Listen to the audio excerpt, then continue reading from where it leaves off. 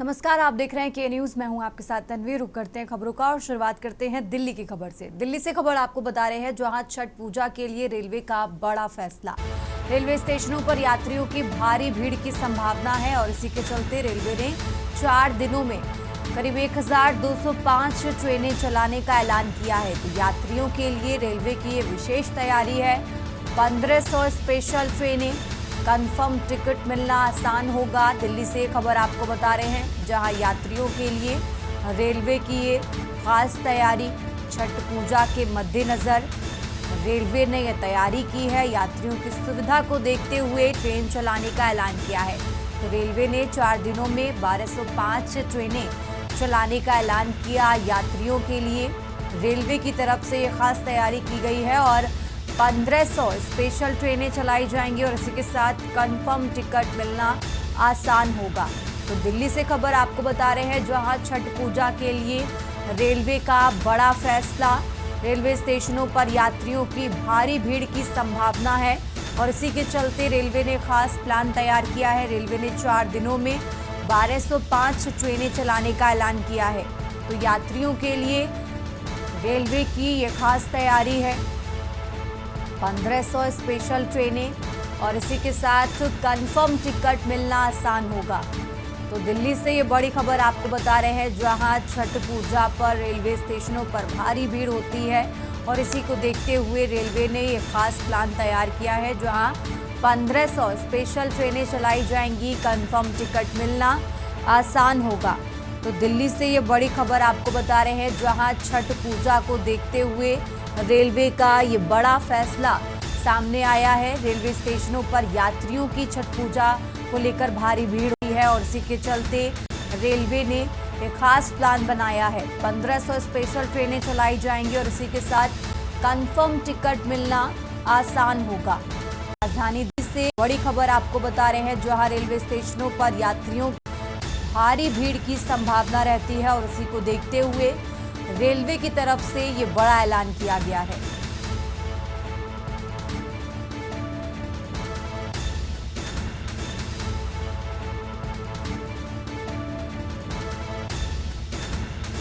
दिल्ली से ये बड़ी खबर आपको बता रहे हैं जहां छठ पूजा के लिए रेलवे का बड़ा फैसला।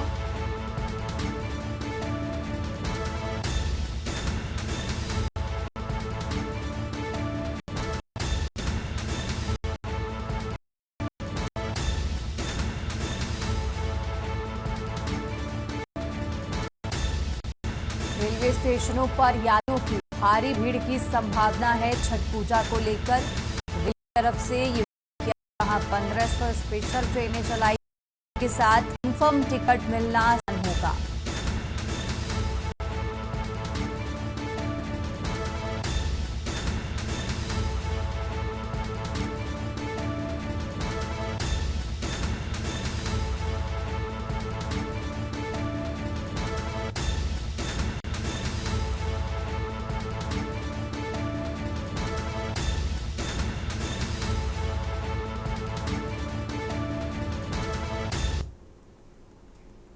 आगे बढ़ते खबरों में बात कर रहे हैं दिल्ली की। दिल्ली से खबर आपको बता रहे हैं जहां 29 अक्टूबर को होगी कृत्रिम बारिश।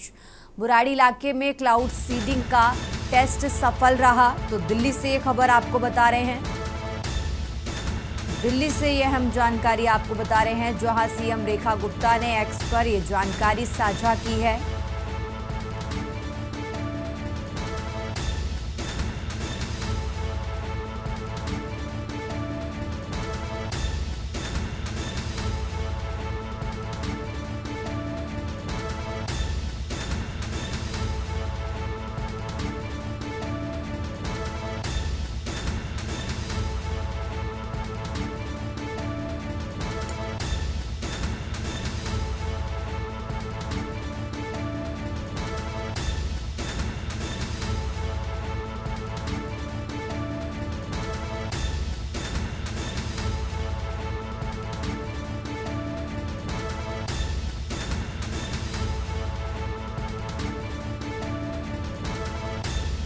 दिल्ली से खबर आपको बता रहे हैं जहां 29 अक्टूबर को होगी कृत्रिम बारिश और इसी के चलते बुराड़ी इलाके में क्लाउड सीडिंग का टेस्ट सफल रहा है। सीएम रेखा गुप्ता ने एक्स पर ये जानकारी साझा की है।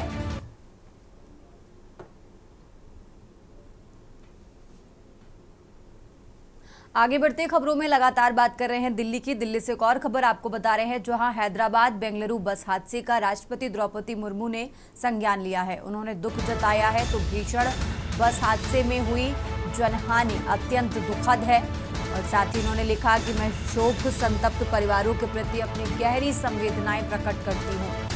तो घायलों के शीघ्र स्वास्थ्य लाभ की प्रार्थना राष्ट्रपति की तरफ से की गई है। दिल्ली से ये बड़ी खबर आपको बता रहे हैं। राष्ट्रपति द्रौपदी मुर्मू ने दुख जताया है, एक्स पर पोस्ट कर ये बातें लिखी हैं। भीषण बस हादसे में हुई जनहानि अत्यंत दुखद है।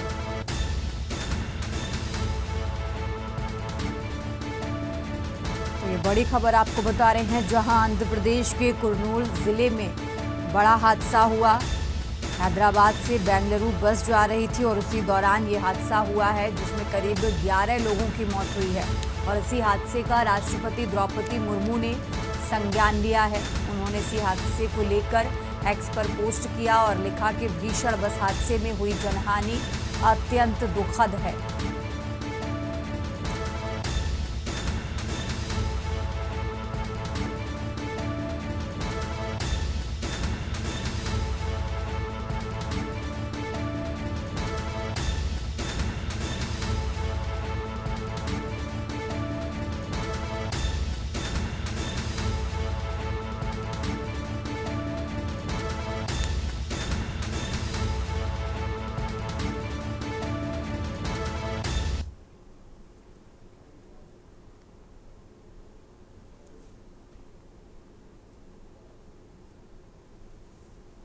और अब खबर गाजियाबाद से है, जहां मंत्री निर्मला सीतारमण आज गाजियाबाद पहुंचेंगी। तो गाजियाबाद के कमला नेहरू नगर में पहुंचेंगी वित्त मंत्री निर्मला सीतारमण।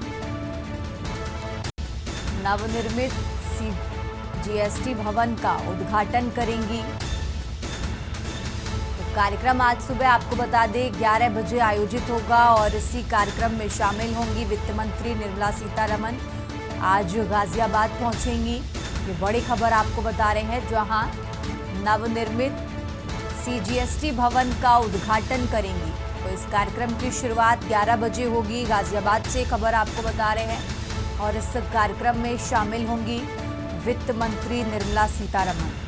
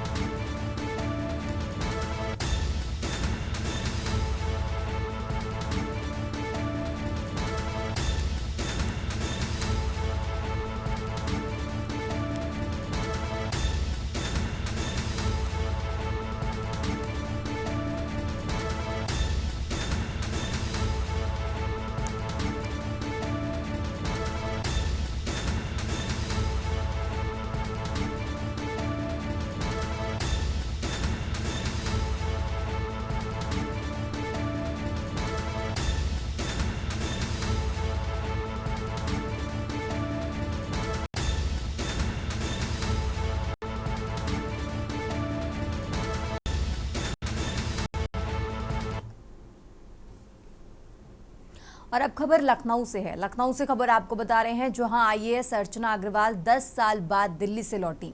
अर्चना अग्रवाल एसीएस परिवहन विभाग बनाई गई हैं। आईएएस अर्चना अग्रवाल अध्यक्ष यूपी राज्य परिवहन निगम बनाई गई हैं।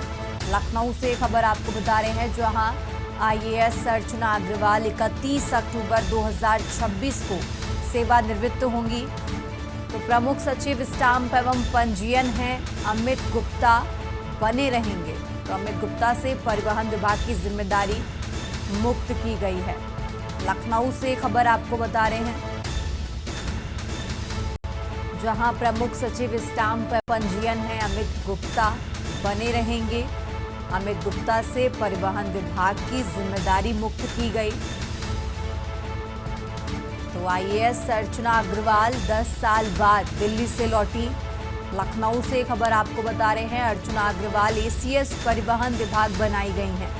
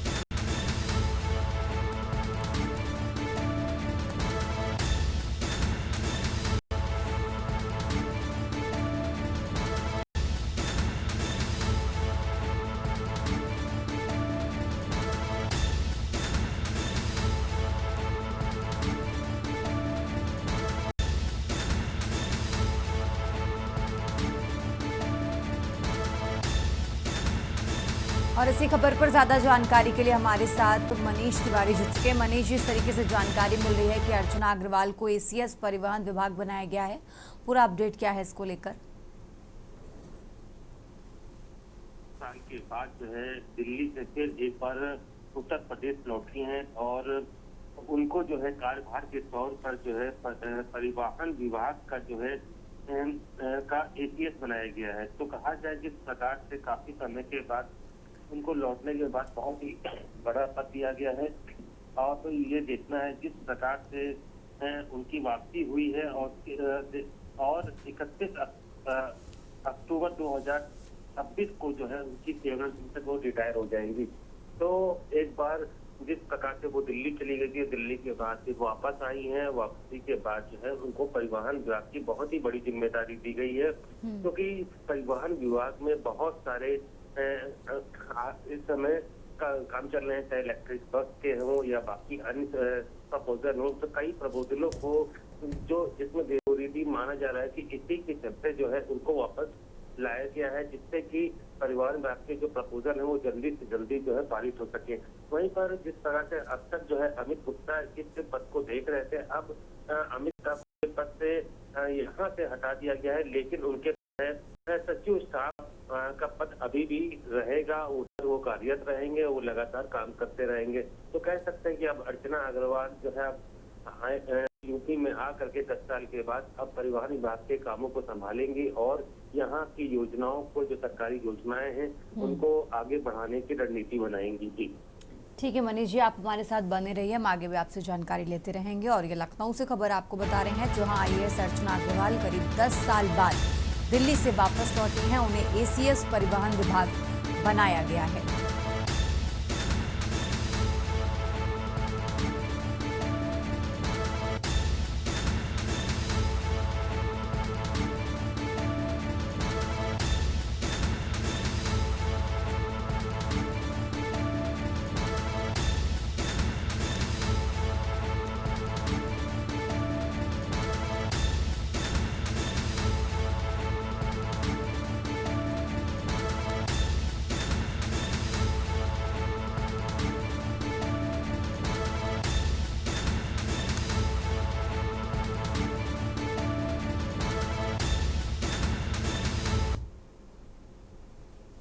आगे बढ़ते में खबर लखनऊ से है, जहां छठ पर्व पर पूर्व मंडा war room junction Gorakhpur station पर 24 घंटे मॉनिटरिंग की जाएगी। यात्रियों की सुरक्षा, भीड़ नियंत्रण के लिए अफसरों की ड्यूटी लगेगी। स्टेशनों पर आई हेल्प यू सहायता बूथ बनेंगे। तो ऑटोमेटिक टिकट वेंडिंग मशीन के अतिरिक्त फैसिलिटेड क्यूआर कोड के जरिए भुगतान प्रणाली लागू की गई है।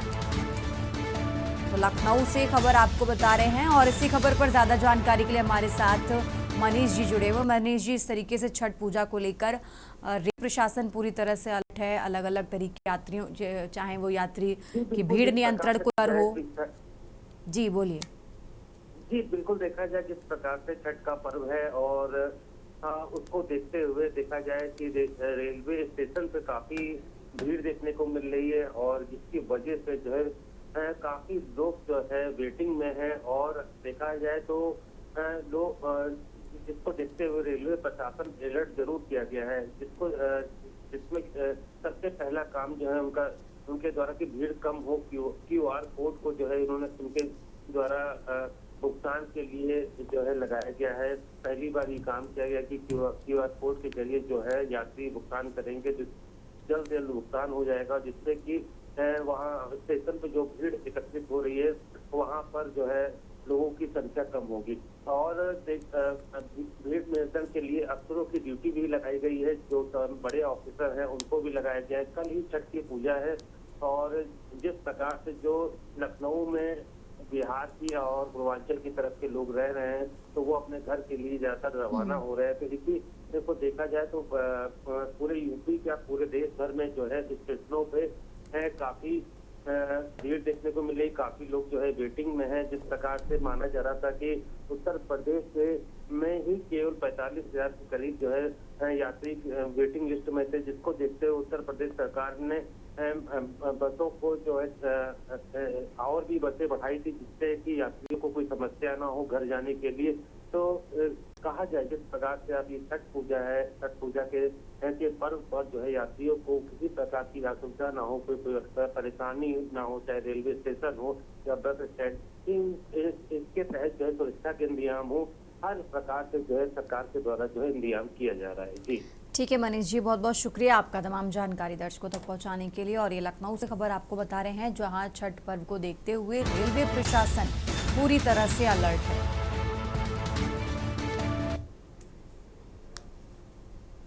फिलहाल यहां रुकते हैं एक छोटे से ब्रेक के लिए। आप देख रहे हैं के न्यूज, खबरों का सारथी। ब्रेक से वापस आ चुके हैं, रुक करते हैं खबरों का। खबर भिंड से है, जहां जाम में फंसी कार में लगी भीषण आग। कार सवार परिवार को लोगों ने बाहर निकाला। भिंड से ग्वालियर जा रहा था परिवार और उसी दौरान यह हादसा हुआ है, जहां जाम के कारण दमकल की गाड़ी मौके पर नहीं पहुंची। तो नेशनल हाईवे 719 पर 8 किलोमीटर का लंबा जाम लगा। पुलिस की बड़ी लापरवाही सामने आई है, जहां गोहद चौराहा थाना क्षेत्र का ये मामला आपको बता रहे हैं। भिंड से खबर आपको बता रहे हैं, जहां पुलिस की इस मामले में बड़ी लापरवाही सामने आई है।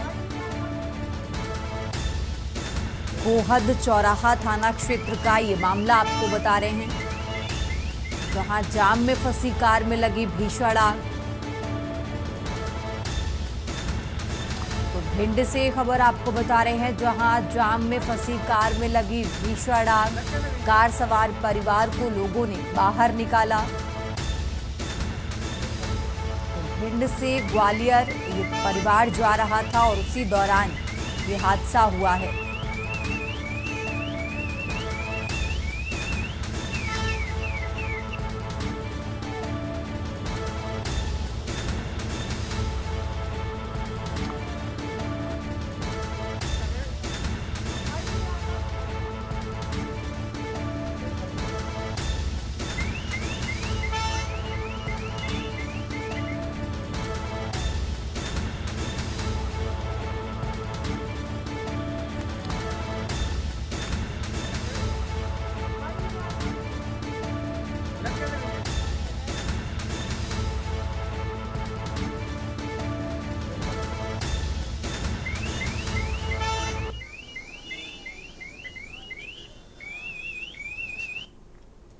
और अब खबर रायबरेली से है। रायबरेली से खबर आपको बता रहे हैं, जहां मंत्री ए.के. शर्मा का आज रायबरेली दौरा है। तो परियोजनाओं के लोकार्पण और शिलान्यास कार्यक्रम में शामिल होंगे। रायबरेली से खबर आपको बता रहे हैं, जहां स्थलीय निरीक्षण भी करेंगे मंत्री ए.के. शर्मा। तो रायबरेली से ये बड़ी खबर आपको बता रहे हैं, जहां करीब 1 बजे रायबरेली क्लब पहुंचेंगे मंत्री ए.के. शर्मा। तो आज रायबरेली के दौरे पर हैं मंत्री ए.के. शर्मा। परियोजनाओं के लोकार्पण और शिलान्यास कार्यक्रम में शामिल होंगे और इसी के साथ आपको बता दें, स्थलीय निरीक्षण भी करेंगे मंत्री ए.के. शर्मा। तो दोपहर 1 बजे रायबरेली क्लब पहुंचेंगे। उनके दौरे से जुड़ी अहम जानकारी आपको बता रहे हैं, जहां आज रायबरेली के दौरे पर हैं मंत्री ए.के. शर्मा।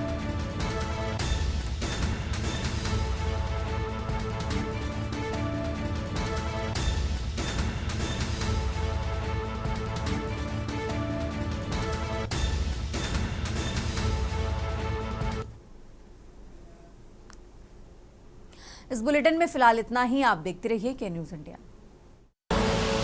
आप देख रहे हैं के न्यूज, खबरों का सारथी।